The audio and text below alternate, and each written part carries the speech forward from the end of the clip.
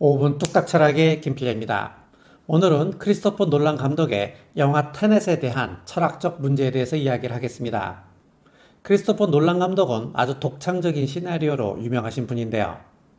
메멘토에서는 기억을 소재로, 인셉션에서는 꿈을 소재로, 인터스텔라에서는 시간을 소재로 영화를 만들었었죠.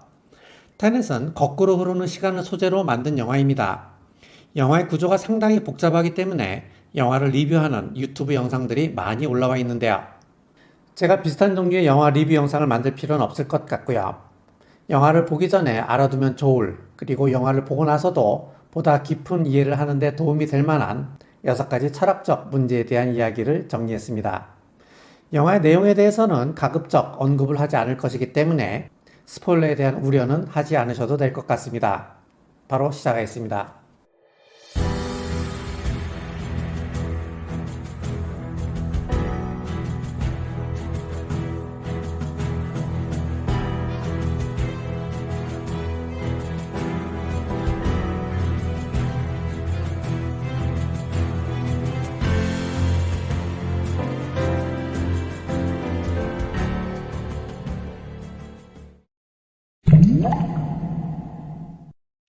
먼저 테넷이 전제하고 있는 세계관에 대해서 봅시다.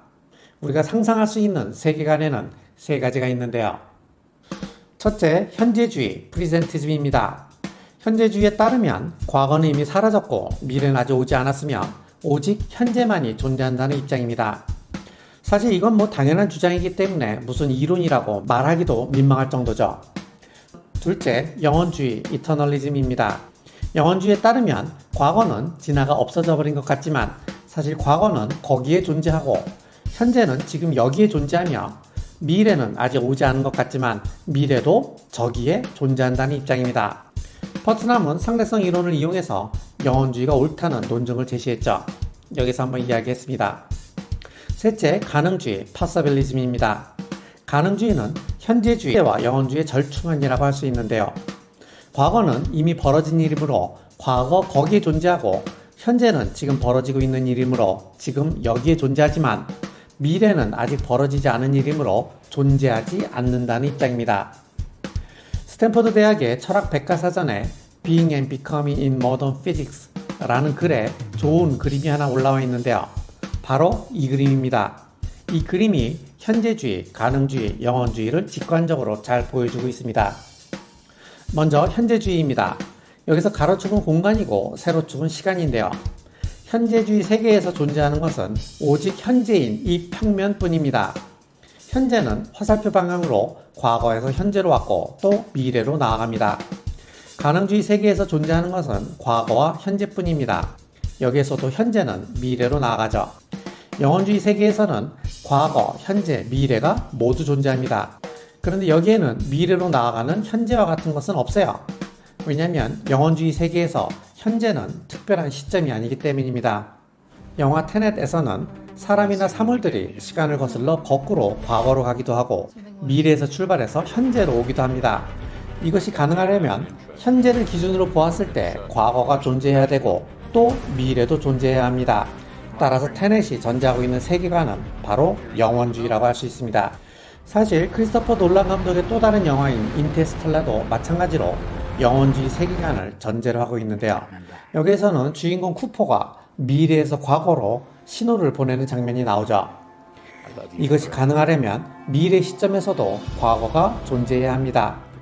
따라서 테넷과 인터스텔라 모두 영원주의 세계관을 전제로 하고 있다고 말할 수 있습니다. 영원주의를 이해하기 위해서는 먼저 숙명론과 결정론을 개념적으로 구별할 필요가 있습니다. 결정론이란 보통 인과적 결정론을 말하는데요. 인과적 결정론이란 모든 사건에는 그것을 발생시킨 원인이 있다는 말입니다. 정확히 말하면 여기에는 미래 전체가 결정되어 있다는 의미는 아주 약해요. 하지만 숙명론은 말 그대로 미래 전체가 결정되어 있다는 의미가 강합니다. 미래에 어떤 일이 일어나는 것은 숙명이라는 말이죠.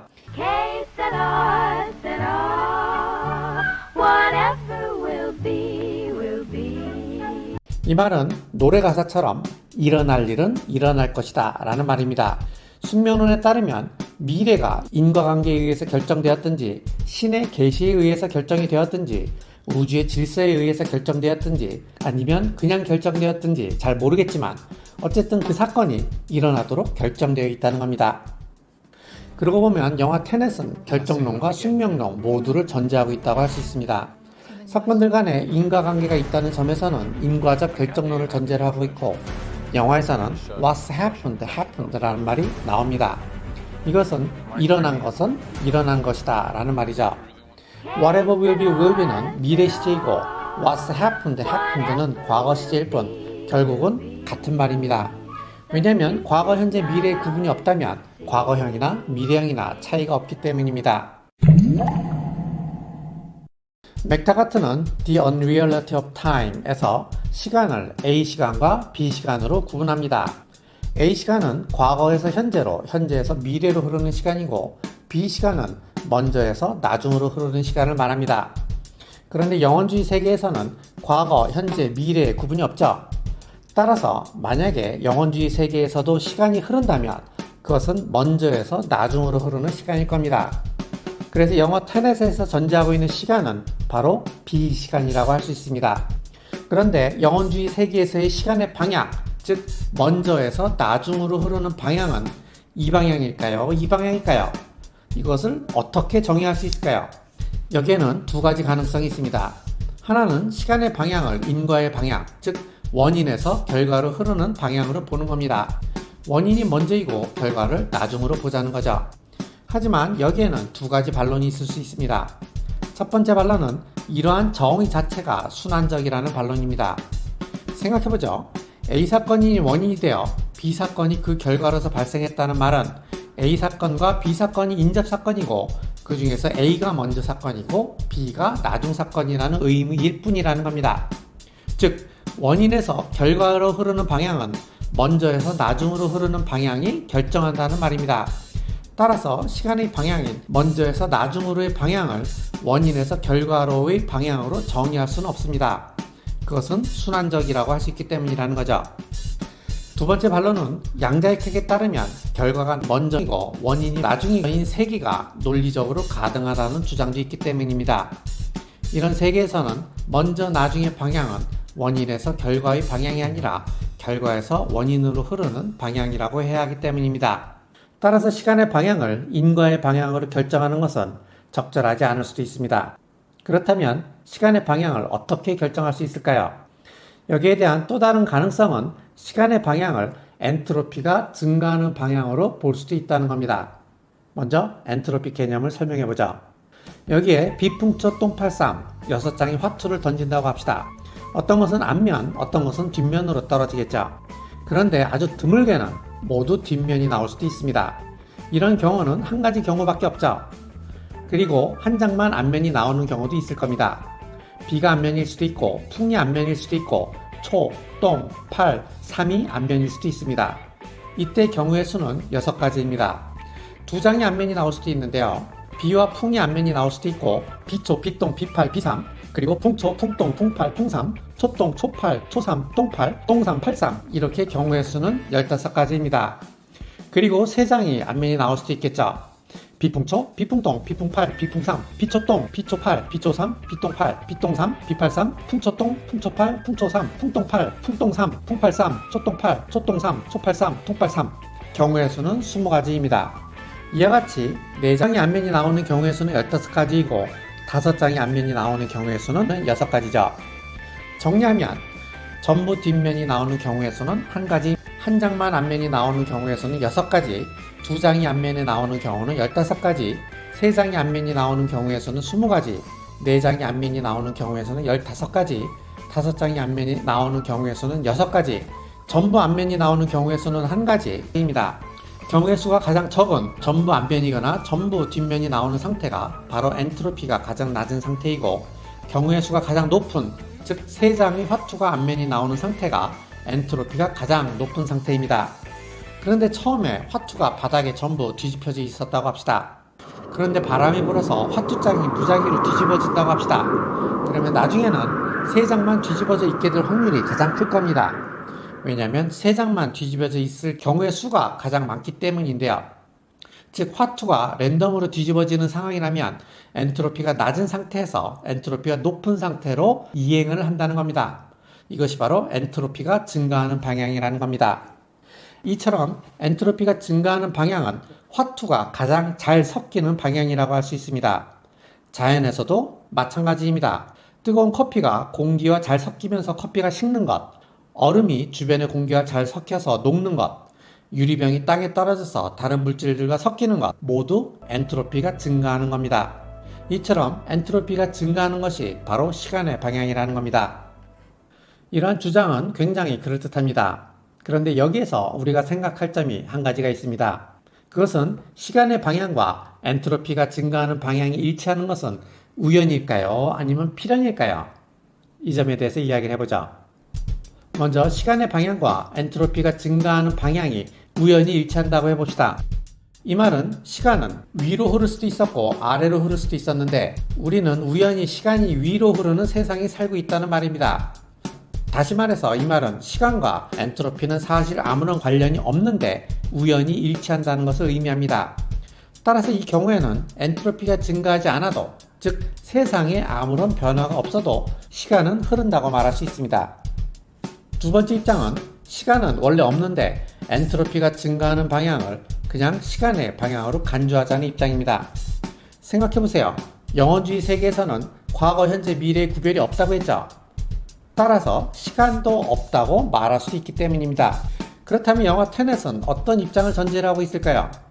해석하기 나름이겠지만 제가 보기에 테넷이 전제하고 있는 것은 첫 번째 입장이라고 할 수 있습니다. 왜냐하면 영화에서 악당은 시간의 방향이 역전된 세계를 만들려고 하는데요. 이런 세계에서는 시간의 방향과 엔트로피가 증가하는 방향이 일치하지 않습니다. 따라서 지금 우리의 세계에서 시간의 방향과 엔트로피가 증가하는 방향이 일치하는 것은 우연이라고 말할 수 있습니다. 영화에서는 시간이 거꾸로 가는 것은 시간여행이 아니라 인버전이라고 말을 합니다. 그런데 시간여행의 정의를 꼼꼼하게 보면 인버전도 넓은 의미의 시간여행이라고 할 수 있습니다. 이제부터 그 이유를 설명해보자. 시간여행을 처음으로 철학의 영역에서 논의하기 시작한 사람이 바로 데이빗 루이스입니다. 루이스의 정의에 따르면 시간여행이란 개별 시간과 외부 시간이 일치하지 않는 여행을 말하는데요. 보통의 경우에는 외부 시간과 개별 시간은 일치하죠.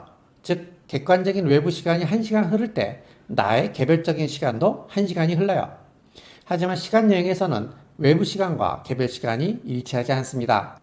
그런데 외부 시간과 개별 시간이 일치하지 않는 방식에 따라서 두 가지 종류의 시간여행이 있을 수 있습니다. 첫째, 점프형 시간여행입니다. 영화 백투더퓨처를 보면 주인공은 타임머신을 타고 과거나 미래로 바로 직접 가죠. 가고 싶은 곳에 시간만 맞추고 기다리면 그곳으로 가게 됩니다. 말하자면 점프해서 과거나 미래로 가는 거죠. 둘째, 시간 지연형 시간여행입니다. 상대성 이론에 따르면 개별자의 시간이 느려지는 시간 지연 현상이 발생하는데요. 이처럼 시간 지연 현상이 일어나면 외부 시간보다 느리게 흐르므로 외부 세계의 과거로 미끄러져 가게 됩니다. 영화 인터스텔라에서의 시간여행이 바로 시간 지연형 시간여행의 한 종류라고 할 수 있습니다. 그런데 영화 테넷에서의 시간여행은 시간 지연형 시간여행의 변형된 형태라고 할 수 있습니다. 왜냐하면 테넷에서의 인버전은 시간이 거꾸로 흐르는 것을 말하는데요.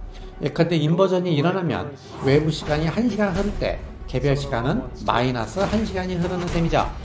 따라서 인버전이 일어나면 정상적인 시간의 과거로 미끄러져 가면서 외부 시간과 개별 시간이 일치하지 않게 되는 겁니다. 영화에서는 할아버지 패러독스에 대한 이야기가 잠깐 언급이 되는데요. 할아버지 패러독스란 시간여행자가 과거로 가서 이미 벌어진 과거를 바꿀 때 발생하는 패러독스를 말합니다. 예컨대 시간여행자가 과거로 가서 자신이 태어나기 이전에 할아버지를 죽이면 어떤 일이 발생할까요? 사실 이거는 말이 안 되죠. 왜냐면 할아버지를 죽이면 자신은 태어날 수조차 없고 태어나지도 않은 사람이 어떻게 과거로 가서 자신의 할아버지를 죽일 수 있을까요? 그것은 불가능해요. 따라서 시간여행이 가능하다고 하면 이러한 할아버지 패러독스가 발생하기 때문에 시간여행이 불가능하다라는 주장이 제기될 수 있습니다. 하지만 이러한 주장에 대한 세 가지 반론을 생각해 볼 수 있습니다. 첫 번째 반론은 시간여행자는 과거로 갈 수 있지만 할아버지는 죽일 수 없다는 겁니다. 할아버지를 죽이려고 시도는 할 수 있겠지만 할아버지를 죽이는 데는 실패할 거라는 겁니다. 사이더가 이러한 입장에 서 있다고 볼 수 있는데요. 이는 스티븐 호킹의 역사 보호 가설과 비슷한 설명으로 보입니다. 역사 보호 가설이란 이미 벌어진 역사를 바꿀 수 없다는 거죠. 두 번째 입장은 시간 여행자가 과거로 가서 이미 벌어진 과거를 바꾸면 새로운 세계가 창조된다는 가설입니다. 예컨대 시간 여행자가 과거로 가서 자신의 할아버지를 죽이면 할아버지가 죽어서 없는 세계가 발생하고 할아버지가 상처만 입는다면 상처 입은 할아버지가 존재하는 세계가 발생한다는 겁니다. 이처럼 과거를 바꾸는 어떤 행위를 할 때마다 새로운 세계가 생기므로 할아버지 패러독스 따위는 생기지 않을 거라는 겁니다. 세 번째 입장은 시간 여행자가 과거로 가서 할아버지를 죽여도 패러독스가 발생하지 않는다는 겁니다. 루이스가 제기한 반론인데요. 루이스는 할아버지 패러독스를 이러한 논증의 형태로 제시합니다. 1. 시간여행이 가능하다고 가정해보자. 2. 그러면 시간여행자는 과거로 가면 할아버지를 죽일 수 있다. 3. 그런데 시간여행자가 자신의 할아버지를 죽이면 자신은 태어날 수 없으므로 자신의 할아버지를 죽일 수 없다. 4. 시간여행자는 자신의 할아버지를 죽일 수도 있고 죽일 수도 없다. 이것은 모순이다. 5. 따라서 시간여행은 불가능하다.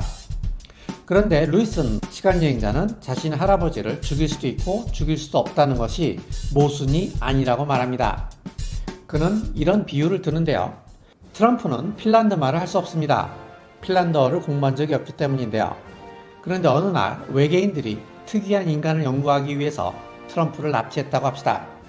그런데 외계인들이 트럼프의 인지 능력을 테스트해보고 트럼프의 구강 구조를 해부해보니 트럼프가 핀란드 말을 하기에 적합한 겁니다. 그래서 외계인들은 트럼프는 핀란드어를 할 수 있다라고 결론을 내립니다. 이 말은 결국 트럼프는 핀란드어를 공부한 적이 없다는 점을 고려하면 핀란드 말을 할 수 없지만 인지 능력과 구강 구조를 고려해보면 핀란드 말을 할 수 있다는 겁니다. 즉 어떤 관점을 고려하느냐에 따라서 어떤 것을 할 수도 있고 할 수도 없기도 하다는 겁니다. 마찬가지라는 겁니다. 시간여행자도 어떤 관점을 고려하느냐에 따라서 할아버지를 죽일 수도 있고 죽일 수도 없다는 겁니다. 그러므로 할아버지를 죽일 수도 있고 죽일 수도 없다는 것은 모순이 아니라는 겁니다. 영화 테넷을 보면 주인공이 인버전으로 과거를 가면 과거의 자신과 접촉을 하면 안 되는 것으로 설정하고 있는데요. 그런데 시간여행자가 과거로 가서 과거의 자신과 접촉을 하건 접촉을 하지 않건 과거에 존재하는 것만으로 모순이라는 주장도 제기됩니다.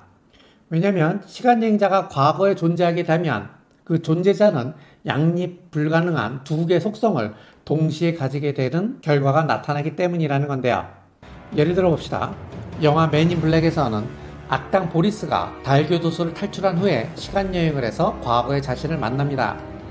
미래의 악당 보리스는 팔을 잃고 팔이 하나인데 과거의 보리스는 팔이 두 개입니다. 이때 두 명의 보리스가 만나는 장면을 기술하면 이렇습니다. 보리스는 팔이 하나이면서 두 개이다. 그런데 보리스의 팔이 하나이면서 두 개라는 말은 모순입니다. 이것을 편의상 보리스 패러독스라고 합니다. 그런데 보리스 패러독스는 영혼주의 세계관을 받아들이면 금방 해소가 됩니다. 왜냐하면 영혼주의 세계에서는 과거, 현재, 미래의 구분이 없기 때문인데요. 영혼주의 세계를 받아들이면 지금 여기에 있는 이 커피는 과거, 거기에도 존재하고 미래, 저기에도 존재하는 커피입니다. 지금 내가 마시고 있는 따뜻한 커피로서만 존재하는 것이 아니라 과거의 뜨거운 커피, 미래의 차가운 커피로도 존재한다는 거죠. 즉, 이 커피는 과거의 뜨거운 커피, 현재의 미지근한 커피, 미래의 차가운 커피가 통째로 하나의 연결된 체계로서 존재한다는 겁니다. 이것을 확장지속이론, 퍼듀어런티즘이라고 하는데요. 이러한 퍼듀어런티즘을 받아들이면 이 커피는 뜨거우면서 미지근하면서 차갑다라고 말할 수 있다는 겁니다.